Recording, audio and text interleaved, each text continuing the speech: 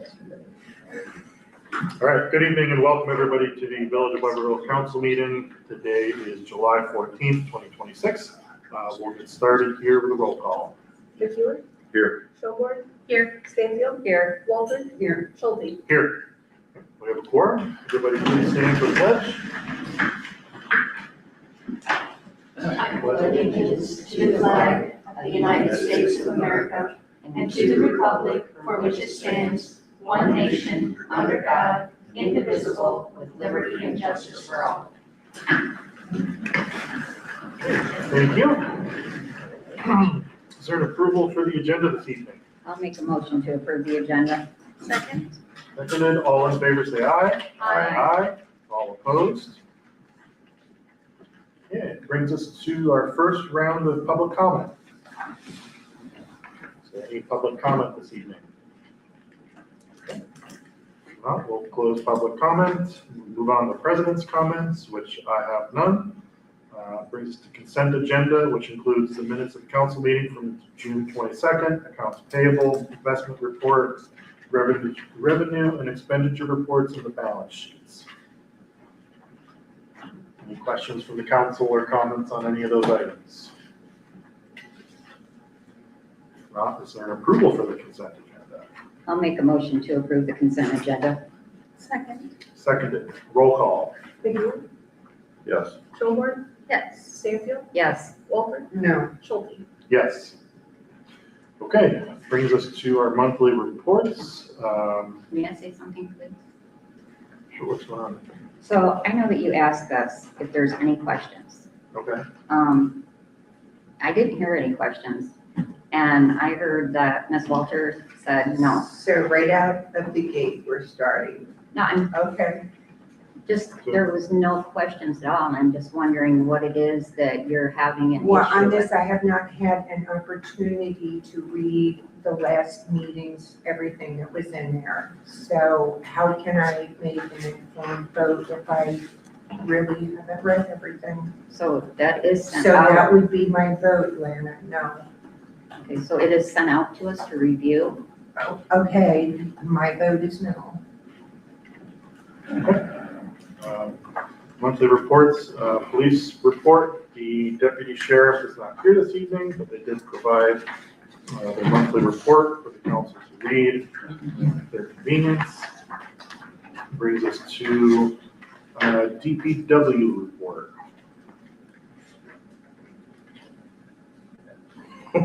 That's you, right? I guess. Month of June, again, I'm asking, stop blowing your grass into the streets. It creates multiple issues. If you do, just drive your lawnmower back out there and blow it back up in your yard, use a leaf blower. But please, please, please, I'm asking not to put it into the streets. Potholes, we're filling them as needed. If anybody knows of any, please call or email. A couple of construction updates. The red bricks, we've been washing them. Looks like salt is actually leaching through on them. Many years of salting the sidewalks, then the sand underneath is saturated with salt, and those red bricks are porous, so it's holding salt residue. So again, this morning we did wash them with salt deactivator. It looks like it's working. We'll see over the next couple of days, but we're gonna keep working on it. And then we do have a little sinkhole on what would be the southwest corner of South Main Street and Grand River, right there by the pharmacy. The Ingham County Drain Office, they were in. Looks like that's an issue of theirs. They are scheduling repairs right now. And then we had an issue with the internet company. We have 2 open areas on our sidewalks. I just spoke with their rehab center today. They're going to be in next Friday to start repairs. So they are aware of it. This is coming right from 123.net, not the contractor. Water quality continues to improve. We're flushing dead ends kind of as needed right now. And bringing our phosphate levels up slowly. Our water tower was inspected last week. Visually right now, it's looking good and on track still with all the work we had done to it a couple years back. So I guess right now that's all I have.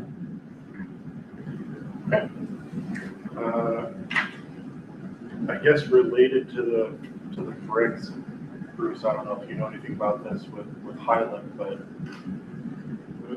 was there a bevel on those bricks? Because, I would assume that the salt would be on the bottom if they were reinstalled upside down. I think some of them were installed upside down because I don't believe they were side oriented. So I think the ones that had most of the white residue were originally face down into the sand. Right. There's not much drainage under them because it's actually sitting on a cement pad under there. So I think over the years with all the salt, that sand is getting saturated. Then when these bricks went back in, they couldn't tell which way was up on most of them. So like I said, today, the salt deactivator, I looked at it before I came in. It looks like it is improving. With it being a porous product, it's gonna suck that stuff up. So I don't think it's anything Highland can do, or I don't think it's anything they did wrong. I just think they were used bricks when they put them in, and now we're fighting them, so. Possibly the contractor took them out and just threw them on the stack, whatever way, instead of putting them all right side up. Right. That's a possibility as well, yeah. Yeah. It's just frustrating because it should have been returned to the way that it was, and now it's kind of an eyesore that, and I appreciate the efforts you're putting in, but we shouldn't have to be doing that. Right. I have been keeping track of time, just in case, Is it like half the bricks that are? it's the exact spots that got tore out, and now it's probably down to about 50% after the third washing. So, Can we restain them? I don't think there's anything other than paint, but I don't think that would hold up, because the bricks themselves are actually red all over. If it's coming up from the other side. Yeah. So. We're working on it. Okay. Any other questions for Ryan and the DPW report? I have one, parallel contracting. For the painting? Yeah. I'm probably gonna have them in next week. Okay, so you contracted them. I have reached out to them and the one that Reeve Riley used, I can't remember the name off the top of my head, but yeah. Because I know I spoke to him and he said they are more than ready Yep. and able to Yeah, go. we just gotta walk all the areas and then figure out what we have to done, so. I did, and Sam and Josh, they have the contact number as well, Yep. so. So, Ryan, I the don't ball's know. rolling on that. Oh, I'm sorry. Yeah, go ahead. South Summit, on the east side, probably about halfway down between Grand River and the next street there. It looked like, I don't know if it's a curb key or if it's a That safe bell spot. box, that bell That box. bell box, that Yep. close spot, I Yep. could walk out and look at it. There is a bell out there. Yep, there's a belt there. Right inside the gravel and I have a short extension that just arrived, we just haven't installed it yet. Okay. So, yeah, then will they pick up the asphalt right there, or they do an asphalt patch, or they just gonna leave it slow like that? we will fill it in with self-leveling asphalt sealant. I was curious if it was a sinkhole or not, I didn't walk over and look right at it. Bell box. Yeah, and we knew it was there, so. It's all had. Thank you, everybody. Next is the clerk treasurer report. The 2026 village tax rolls have been completed and the tax bills have been mailed. Taxes are due on September 14th. The village auditors are scheduled to be in the office this month to complete field work for the fiscal year 25-26 annual audit. Staff continues to review and update internal policies and procedures for ongoing administrative and organizational improvement efforts. This will also help with the RRC essential certified status. We actually were able to move a couple items over to the finished section, so we're slowly chipping away at it. Awesome. Any questions for Jessica? Thank you. WDEA report. Josh, do you have anything you want to? Yeah, the court building's coming along. It's, there's a couple more inspections we're waiting for, so we can get the CFO on it. Obviously you've seen the Summit Street parking lot and the Summit Street that's coming along very nicely. I think right now their schedule is for paving. Bruce might know a little bit more than I do, but I think the paving is set for next week. To start that, they want to let the curbing properly dry. But yeah, other than that, we are starting to get more and more interest and starting to get people wanting to book the building. already. So we're working on trying to get the paperwork for that, so we can actually start taking deposits and start taking bookings officially. Good news. Yeah, I saw they were finishing or working on flat work last night at like 8:30. I was They were there surprised. pretty late. It looks good. Any questions for WDA report? Thank you, Josh. NISA report. At our last meeting, we found out that, well, not found out, but we're just still in the process of union negotiations, talks. The full-time people did want to start a union. So we're still working through getting contracts and things done that hasn't happened yet. So that is kind of a change for us. And then for some interesting things that happened at NISA, they had a Camp 911. That was on Wednesday the 8th, and there's like 56 kids there. So they had some people from the police, the call center, and obviously EMS firefighters, and the kids just had a blast. So they learned a whole bunch of new things. They learned how to do CPR manually, learned about calls, how to actually place 911 calls, what firefighters look like when they're dressed up to rescue people. So it was a blast. And I was there to sign checks, and it was loud. So also last Friday, we had that big storm roll through, and we didn't get so much damage here, but Meridian was hit pretty hard, and because CAP had called everybody to their stations, we were stationed over here and the other station. So a bunch of their calls got routed to us because Captain Cole asked them to just send us anything that's close by. So at the end of the day, we did 32 calls out of our station for Meridian in 24 hours, and one of the dispatchers was actually saying that Captain Cole saved the county, which was kind of it was nice. And then there was one medic position that got filled, and then otherwise everything just keeps on rocking, and people are doing good. Busy month. Busy, always busy. It's lots of accidents. So Thank you, Sandra. Any questions about the NISA report? We'll skip over attorney reports for right now. I know Scott said he's running a few minutes late, so we'll circle back when he arrives. So we'll finish up reports here with engineer reports. I don't have a specific report tonight, but happy to answer any questions anybody has.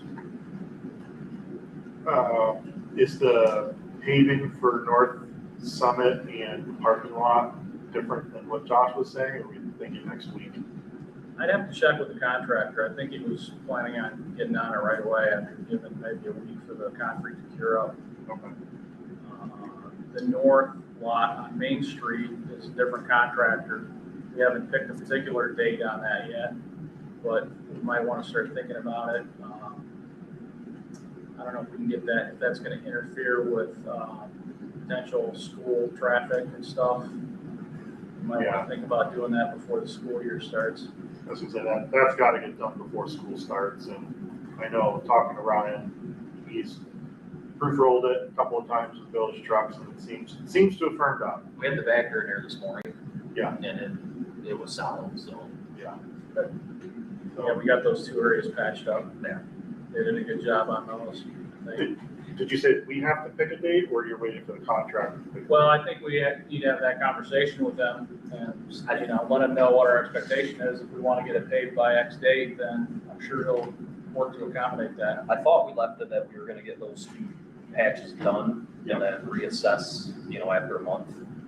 What about that? It has. What's the actual date for the start of school? August 17th. Say sometime before Labor Day, so. Unless anybody disagrees strongly, Bruce, can we try to target no later than the 16th to be done. And then I still need to do a punch list just to go around and make sure everything's done. There might be a couple of ADA parking space signs that need to be installed. That lot will need to be restriped at some point after the surface course is put on there. Those kinds of things. Okay. Well, thank you. Any other questions for Bruce? Bruce, somebody from you guys have really been paying attention to grades over there on Summit Street parking lot. I mean, I haven't got out with a tape measure, but driving by it, just some of that stuff looks like it is leaching water the wrong way to me.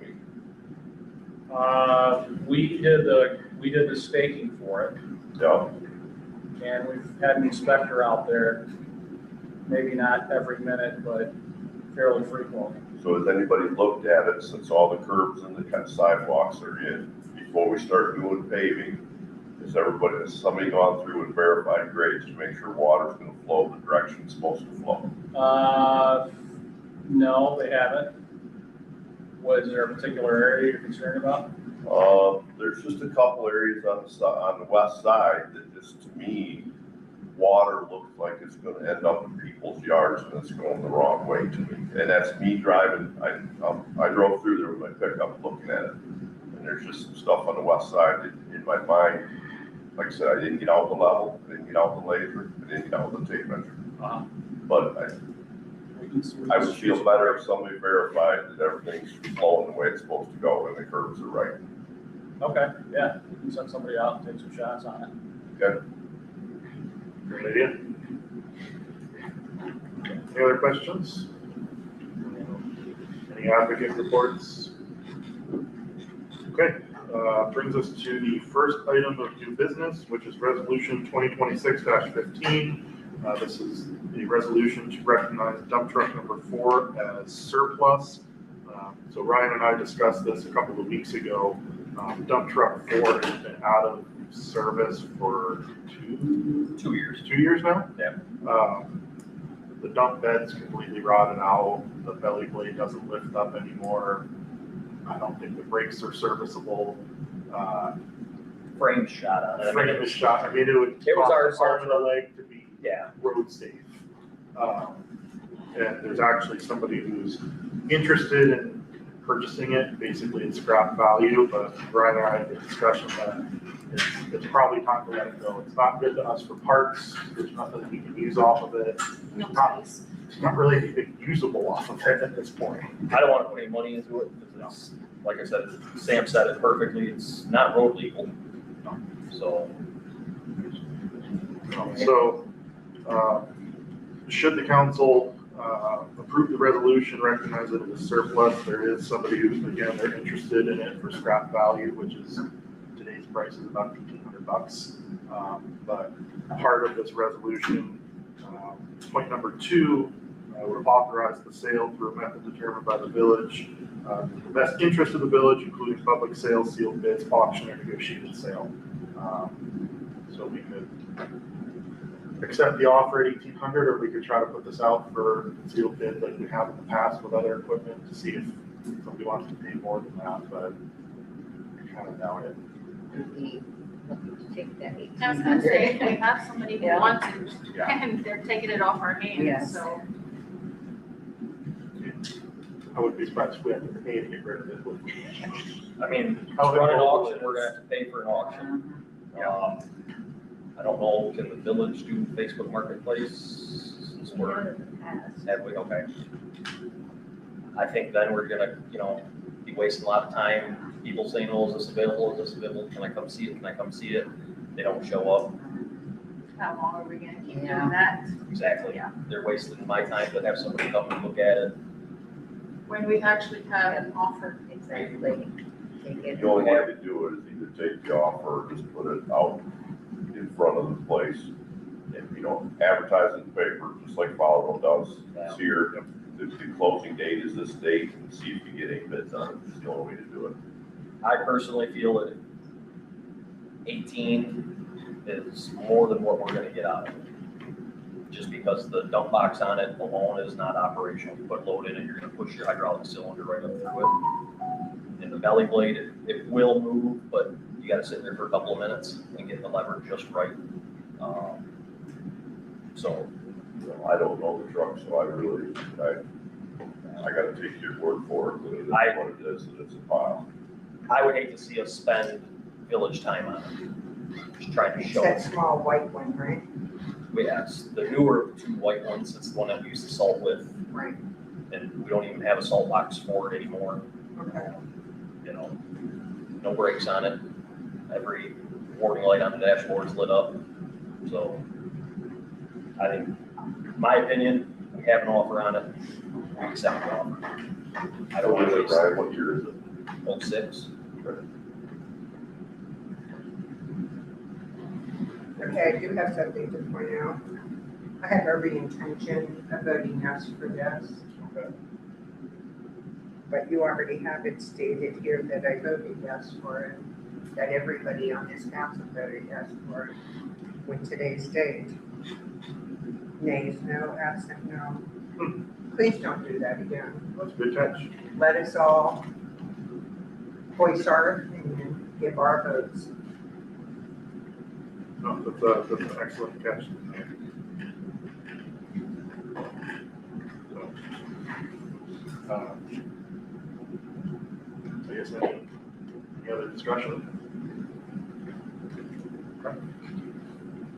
And I'll recommend to the council that we approve resolution 2026-15, declaring dump truck forest surplus property and authorize its sale to the buyer who offered 1,800 approximate scrap value.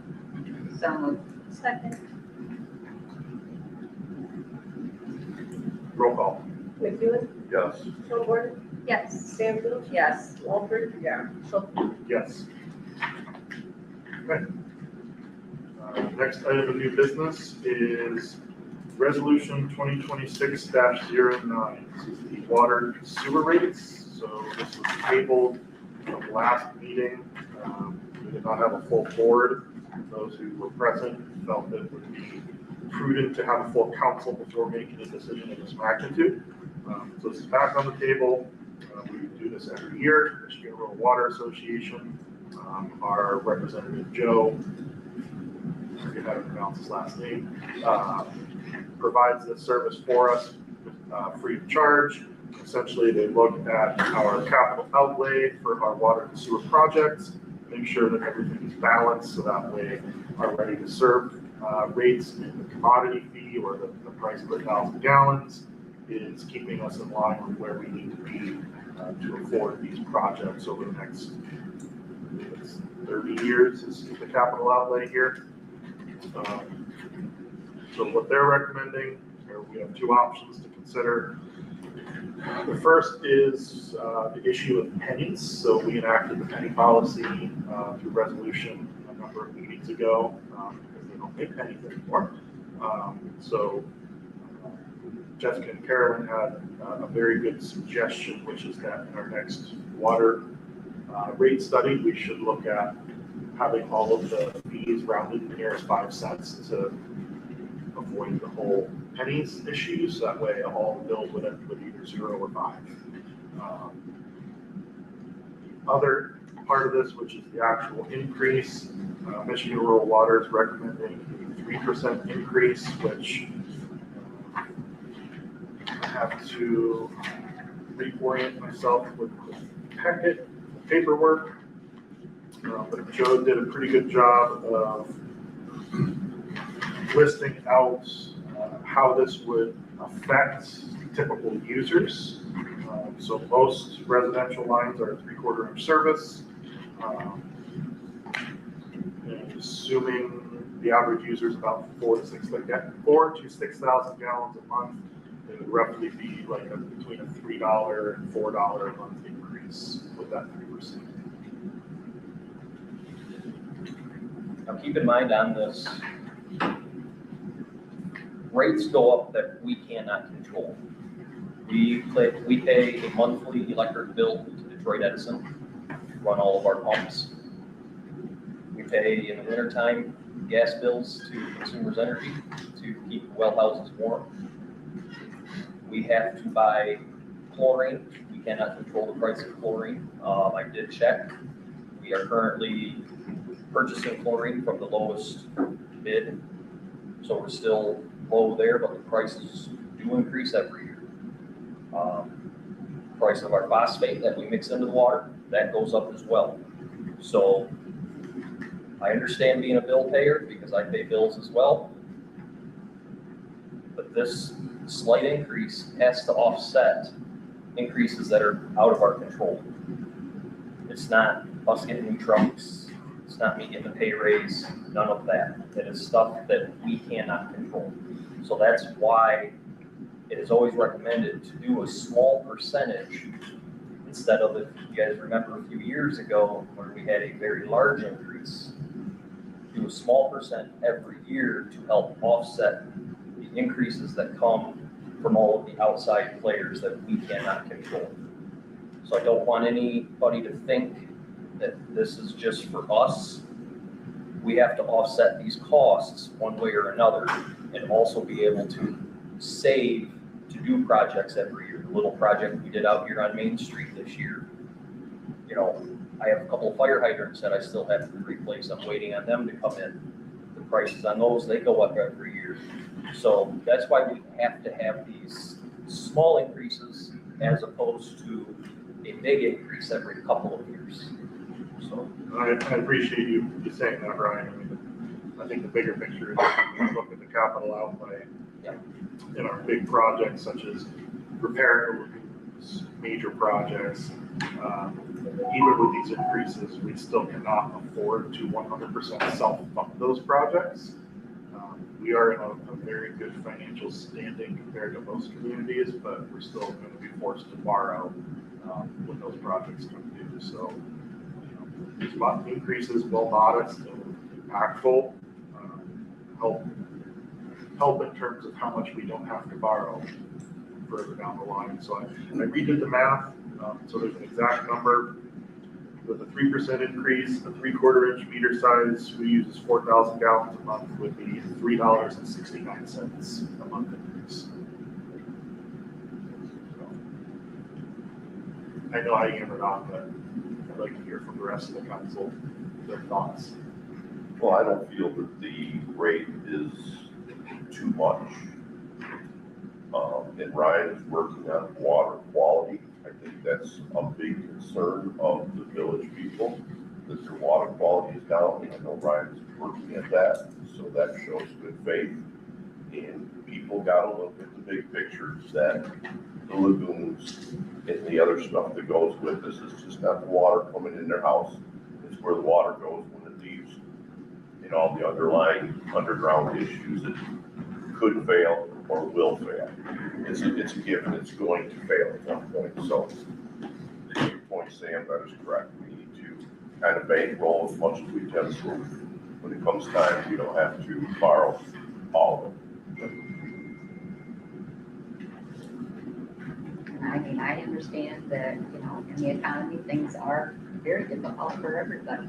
But I also hear everybody saying something about the water. And we are a very small village, and when it comes time for us to borrow, we have to look at the whole picture. And we don't want to borrow more than we have to.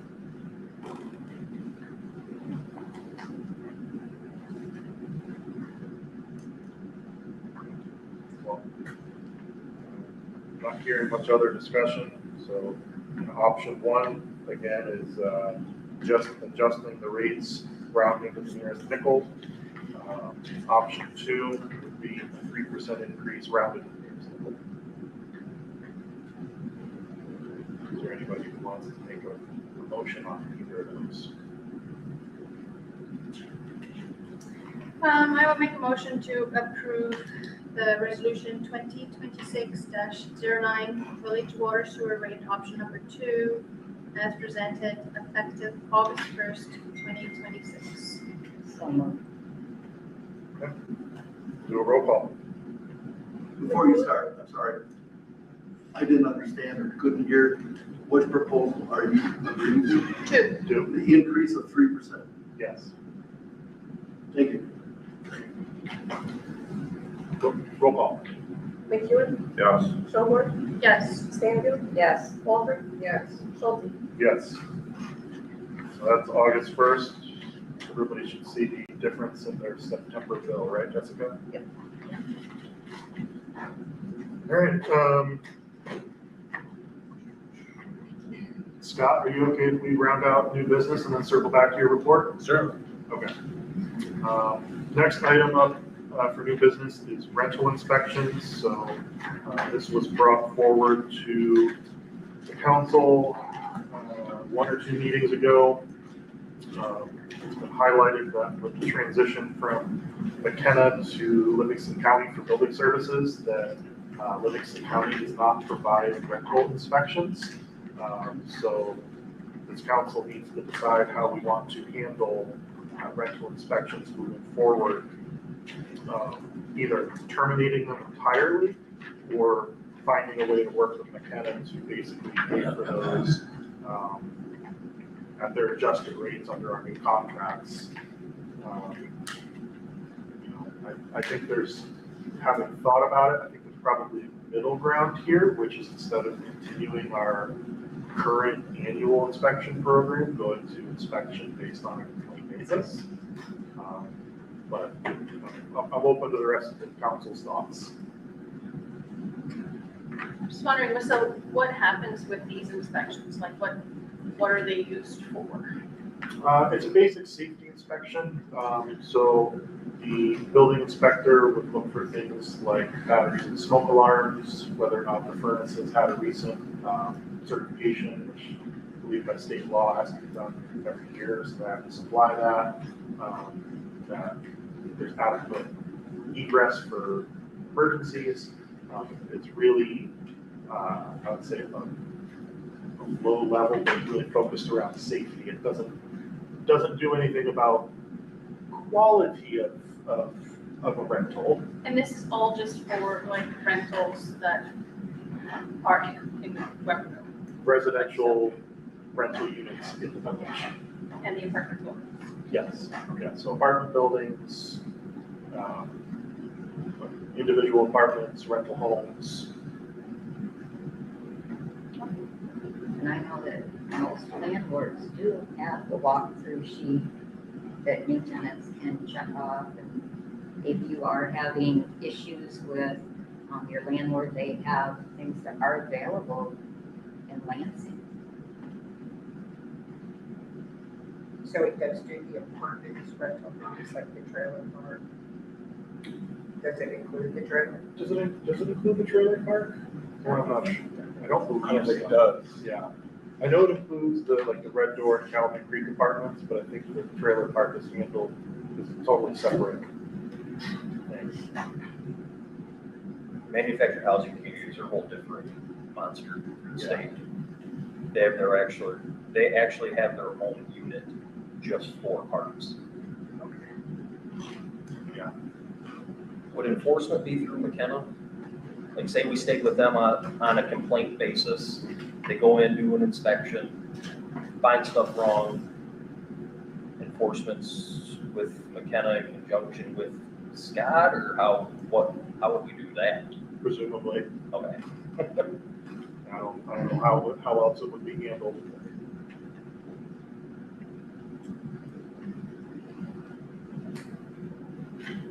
I know Jim Wright in the past would do yearly inspections, yearly or, I think it was yearly, Every 3 years. on rental houses, to go through and verify fire alarms, Yep. handrails for the basements and what have you, and just holding the landowner accountable for the safety of his renters. Yep. I think it's something that needs to happen, because I just think that if it doesn't happen, things are gonna fall down around here. We have had issues with slang term of slumlords. Larville's had that issue in the past. If McKenna can do Somebody it, needs to hold some of those people accountable for all. I mean, if you you own rental equipment, rental property. Okay. He's have it in fact. Safety is extremely important because if something is, even the check, I can mention the checkoff sheet because that's supposed to be done. It's there for safety. But if something happens, you know, and they're like, oh, well, the village. I don't ever want anything to come back on the village. We want everybody in the village safe. So is it something that I can do? Presumably, yeah, I mean, if it's, I don't think we need a vote necessarily to stay on the course, which has been what we've been doing every 3 years, but I can definitely take it back to Jake, who's now kind of our go-between for McKenna, and see if they're still willing and able to do that, and kind of how that would function with the new contracts. And if they're not, I don't think. You know, then we have to decide how badly we want to continue it, Right. and find somebody else who can provide the service, because it's not something that we could realistically do internally. Correct. Okay, something if they're not able to, then, you know, holding the landlords, you know, or something where they turn in something. Just throwing it out there. If they turn in maybe, I don't know, yearly that says this is, you know, I've gone through the apartment, the house, whatever it is, and I'm checking out and signing that this is Right. okay. Okay. Does that sound agreeable to everybody? I'll circle this back with Jake and see how we can work with McKenna on this moving forward. Yep. No, Okay. I'm good with that. Perfect. We'll keep moving here to item number 4, which is to schedule a public hearing for the DDA plan amendments. That would be for August 11th, 2026. So Josh, please feel free to correct me if I misspeak on this, but much like our planning, DDA has to submit a plan to the village every year, which this council then has to approve, and basically it's the DDA's plan for how they're gonna spend money, where they're gonna spend it, projects. It's really simplified, but. Yeah, we only adjust the plan when there's just a change of how we're planning to utilize our revenues, and taxpayers' money. So, the biggest thing with that is usually we want to make sure that we're, always have something that we're working on, in our plan. Just because it's good to be moving forward, but also to show that we're using the revenue that we're capturing. So, again, I mean, unless there's specific questions, the plan, which was approved by the DDA board last night, is in the packet for the council to review. Really, this vote is to just set the plan amendment hearing. So I would recommend we schedule a public hearing for the DDA plan amendment on August 11th, 2026. So moved. Second. Roll call. McEwen, Yes. Kilgore, yes. Stanfield, Yes. Walter, Yes. Schulte. Yes. Okay, last item of new business is a special event permit for the parish.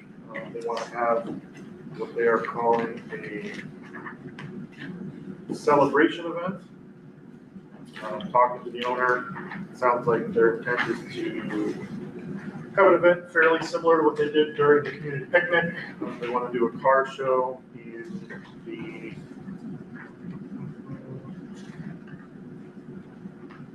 Concerned about where they want to block off. It just says block north end of Main Street. Yeah,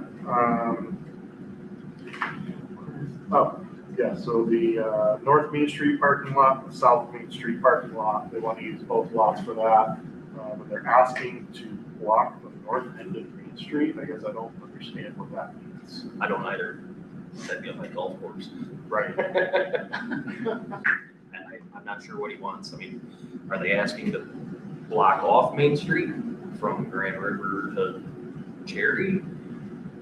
So I'm assuming. I mean, I can work with them, get clarification, Yeah, but for approval, Well, it says block North End Main Street, but where? Yeah, that's, I'm not exactly- assuming that they're referring to blocking the south end of North Main, similar to Traffic what lights, the community picnic was. right. Um, I mean, I can get clarification from them tomorrow. Right. I just want to know for approval tonight, because this is going to occur, we have a meeting between now and then. How far did we block it off for the community picnic? We went from Grand River up to just past the elementary school, basically Main Street. Real quick, just because Summit Street, I mean, it probably needs to also be pending if Summit Street's actually done, Right. because if it's not, We have to cutting wait. off everyone So- down to the north side of town. I'm certainly in favor of these types of special events, but I would say, in the interest of time, since we don't have a meeting before, another meeting before, July 31st. Oh, we do have one on the 27th? We have one just before Yeah, that, right before. Okay. but it's going to put him on a very tight timeline of Well, scheduling. what I was gonna say is we can approve it pending traffic control approved by DPW as appropriate for the village. Because if Summit's not open, we can't shut down Grand River at all. I mean, Main Street at all. Agreed. So That's the only way going up there. that's the only way to get to the north end of town unless they go all the way to Kramer or Weberville Road. Yep. And then you're gonna have to put in true traffic control. Yep. That we don't know. So, Okay. Well, to that extent, I would recommend that we approve the special event permit for the parish celebration event pending an appropriate traffic plan to be determined and coordinated with DPW supervisor. So moved. Second. And we'll do a roll call. McEwen, Yes. Kilmer, Yes. Stanfield, Yes. Walter, Yes. Schulman. Yes. Okay, that's the end of new business, but we will circle back to reports. Scott, did you have a report or anything interesting this evening? Probably not interesting, but White Rose is still in a pending status. As I mentioned before, I received notice from the Court of Appeals that we are approaching the docket. So we should have something open by August, maybe September, for an actual hearing on the matter. But on that, it's sitting and waiting. Real quick as to the rentals, Michigan does have pretty good consumer protection rules and laws for rental tenants and stuff. So there is recourse for tenants, but it is good to inspect the properties and at least the course of business so far has been that the rental inspector goes out, sees violations, cites the property, and usually it's like a fix-it ticket. If the landlord gets it to compliance, usually it's no harm, no foul. But if they're defiant and refuse to go forward, then that's usually when I do get involved. But other than that, nothing new to report. Okay. Not so much a question for your report, but a comment, which I know you probably didn't hear during the DPW report, is maybe just so it's on your radar. We're still continuing to have issues with the sidewalk where 123net did the boring for the internet. I suspect that the failed drains may be a result of that. We know that they drilled through the drain here on the corner of North Main. the drain office says they have nothing going that way. Really? Yep. Okay. Yep, because I did speak with them about that. So Well- they had their TV truck out here, and they said they don't have anything there. Surprised they were able to get out here that quick. Well, regardless, we've got this issue with the sidewalk sinking and being undercut, so it's on your radar. Real quick, was any mistake performed or anything like that? Or? Yes, Yeah. yep. And it's been escalated now from the contractor that did the directional drilling to 123.net. Okay. I have a ticket number through their corporate office. She called me this afternoon. Okay. They're scheduled. They're gonna be in town next Friday. If they can get here sooner, they're gonna let me know. Okay. So, but something we are working on. Well, on that point, there's been a recent ruling on this day and how it's applied to governmental unity. And so that area of the law is pretty active, so, but this sounds like this is probably just an oversight, negligent act on their part, nothing to do with us. Yep. Okay. Yep, it was discovered when we were doing the north, or the South Main Street water main project. Okay, So that's how we kind of got involved, is it held up our project a little bit. okay. So there, I think 1, 2, 3 is gonna fix it. It's hard to get a contractor to come back because it's money out of their pocket. Sure. But now that the owner of that internet fiber that's laying there, they have it, I'm pretty confident that's gonna get taken care of now that it's been escalated to them. Right. Well, that's good, because that was my concern, which is, I would be surprised if a lot of these contractors disappear and all of a sudden we're left Yep. and holding the bill, and You're nobody left to go holding. after. Yeah, And that's very common in that industry, so that's why I took it to 1, 2, 3. Yeah, which, Yesterday, so. I don't know, Ryan or Scott, if you recall, but I know when, I think it was Comcast or WOW, they were one of the first ones to come through and laying fiber in the right of ways. And I thought they had to get permits from the villages. I remember voting on that, but I don't remember 123 net doing that. well, it's likely through the Metro Act, Okay, where they have to get a permit. Yep. And that pretty much gives them the green light to put their fiber or lines or wherever they want, once they get that permit. But we don't have a 1, 2, 3. We had something from them, did we? yeah, Okay. because the main fiber was already here for years, and then they added one because they became the internet provider actually to the fire home. And it's weird, they ran a separate line from Grand River all the way up over to the fire home, just to feed one customer. But they, if you look on their service map, they go right down Grand River. Yep. From Novi almost all the way to Lansing. So, And it'd be worth looking into to see exactly who's all got the permits in place. Make sure that they were done and done appropriately, especially if we're having fallout. We've had a number of drains and underground utilities that have been hit. now Surf was phenomenal, finding any of the, Surf had a lot of home sewer lines, and they have been phenomenal on reimbursement.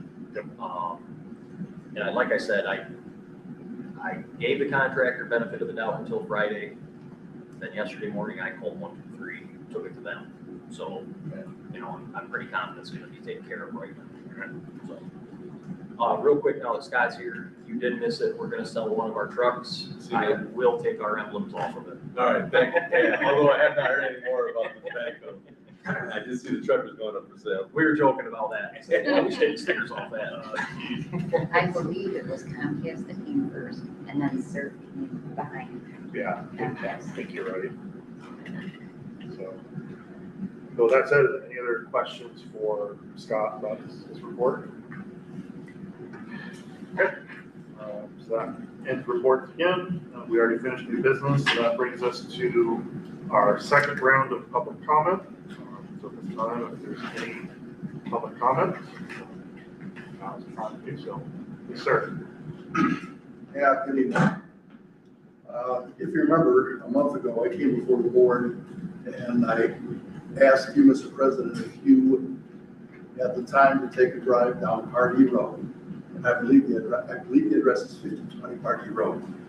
For what's going on there, which is a concern for junkyard, it's a mess. And I'm asking, have you had a chance or have you directed zoning administration to take a look at it and see what's going on? I've personally seen it, zoning, or our code enforcement has seen it, and they're actively working. Okay, so somebody is It's being addressed. Thank you, sir. Number two, I'm a property owner and I have a rental unit. And I don't know if anybody else on the board has rental properties, but just the process that I've dealt with, and I have no problem with the process. I receive a letter, and within so many days, I have to comply with allowing an inspector to come through my rental property, which I'm totally in favor of. I have no problem with that. What that does is it starts an issue of cost. So at that point, you have to get a licensed mechanical person to come in and inspect your furnace. And that's a cost, and it varies. This time it was about $130 for me to have a mechanical contractor come in and inspect the heating system. The cost for the permit was $200. And it states on the form that if there is a reinspection, there's an additional charge for reinspection. I have no problem with that process. I think it's a good idea.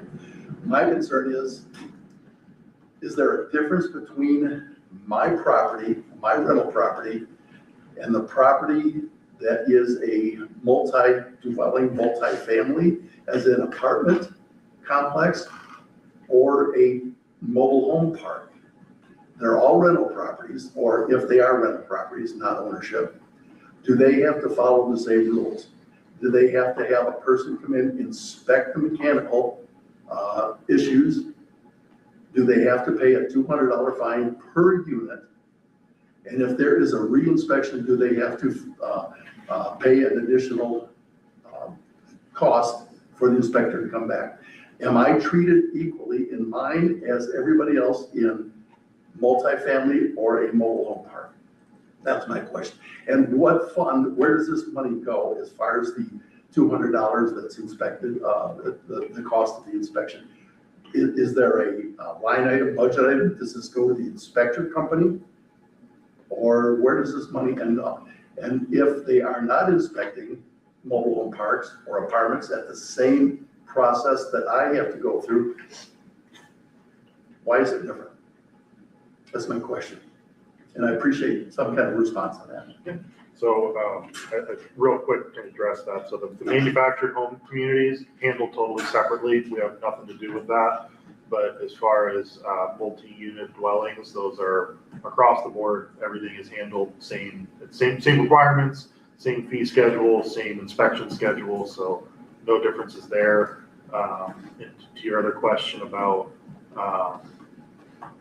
where that money goes, at least the way it was handled, being that it was by McKenna, I believe it was a 75-25 split, because we did handle through our office scheduling and setting up some of those inspections. So 75% of those costs do go to McKenna to cover their costs of actually performing the service. 25% goes to the village of Weberville to cover our costs for administration. So it's the same process. They don't get a break on if they have 30 units as compared to a person who has one. Every unit pays $200 inspection fee. Am I correct? To the best of my knowledge, that is the case.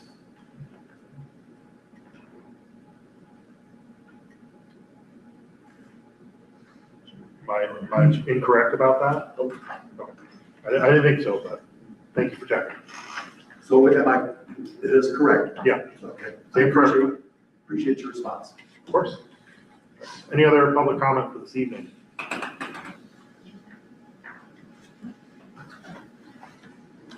Hi, I actually have a rental unit in Brighton, and we pay a $25 fee once a year.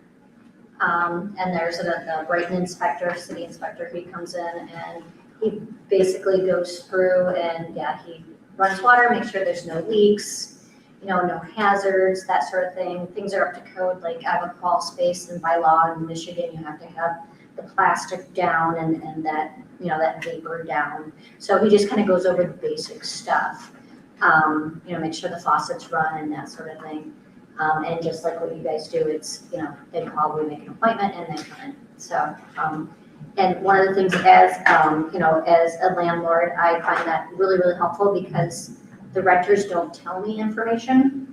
Everyone has different standards of living, and, they think that, water dripping underneath the sink is okay, and I might not. So, I think it's a win-win on both ends, and you guys should continue to do that however you decide to do, but I'm all for it, even though I'm not a rental owner here in Weberville.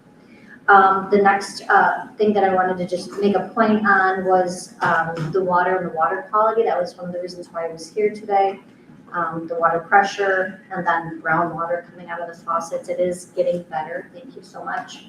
I have no issues with the 3%, not that I have a choice or not, but I don't mind paying a little bit more money for good water. But that's one of the things that definitely needs to be, before I put out a note stating, all those lovely things that you guys are doing to improve the water before you announce the water increase, the tax increase.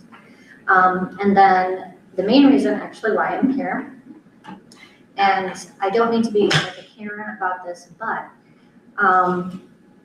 I don't know if you guys are aware, but I live on Franklin Street and had a fire back in January, and I had a porta potty and a dumpster in my driveway, and so I had my car parked in front of the yard just temporarily so that way the contractors could get in and out. And during that time, I got a citation saying they were gonna fine me and tow away my car, and it's illegal to park between the sidewalk and the road. So I immediately moved my car, but then I'm looking around town and I'm like, well, there's, I don't know, just for driving from here to there, from my house to from Franklin Street to here, I have probably 18, 19 vehicles that are parked right in those areas. And I don't understand that. Like, why was I selected out of everyone else and got said that they were gonna tow my car, yet people do that and it looks like, to the point where they have no grass. Like, that's like parking area when it's against the law and those things. So I stopped in today and I spoke to the gals. I have stopped in a couple times and they said I need to drop off a list because it's basically like a complaint thing, even though it's against the law.